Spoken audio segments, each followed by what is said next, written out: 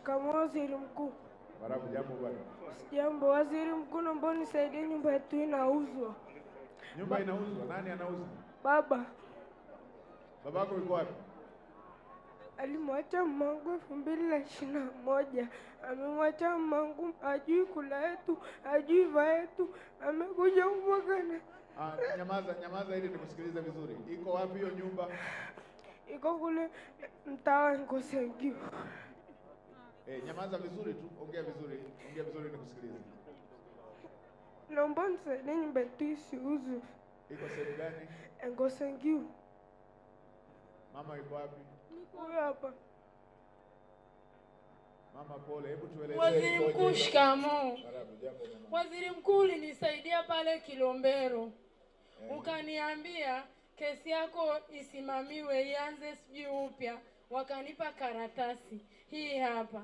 Tarehe 4 mwezi sema iwekewe injunction, sasa imefikia hatua gani? Mwezi wa 4 tarehe 4 nikaambiwa, nikafatwa sokoni.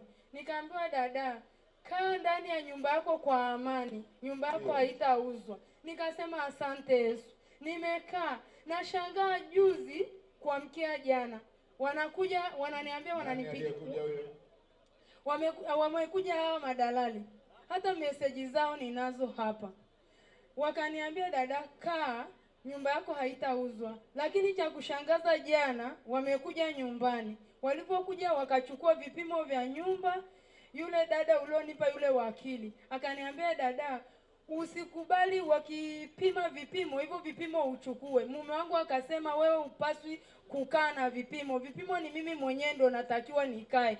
Na hii nyumba nitaiuzwa. Nimefanya kazi mwezi mmoja. Hiyo hela yote nimetoa rushwa ili hii nyumba iuzwe. Waziri Mkuu, hawa madalali walipoitwa mahakamani kwamba nyumba isiuzwe, mimi sikuitwa. Mimi ni mama wa watoto 3. Alafu nikaambiwa, huyo waziri wako mkuu ameshaondoka, hutamuona tena, na kazi yako hivyo unavyotaka haitafanyika. Nikasema, hujaniona tena?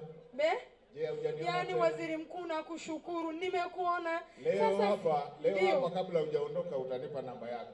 Asante baba. Nimezuia hiyo nyumba isiuzwe. Anayetaka tupimane ubabu na auze tuone. Asante baba. Mungu akubariki. Mungu akupe miaka mingi kama hiyo nywele yako kichwani. Mungu akulinde, akutetee kila hatua nayo unayoikanyaga. Mungu akutetee. Baba, ni kuanzia 2021. Mimi niko na hao watoto wangu. Amina. Sogea hapa, nitachukua namba ambayo tutakuwa tunawasiliana moja kwa moja. Alafu huyo aje auze hapo tuone.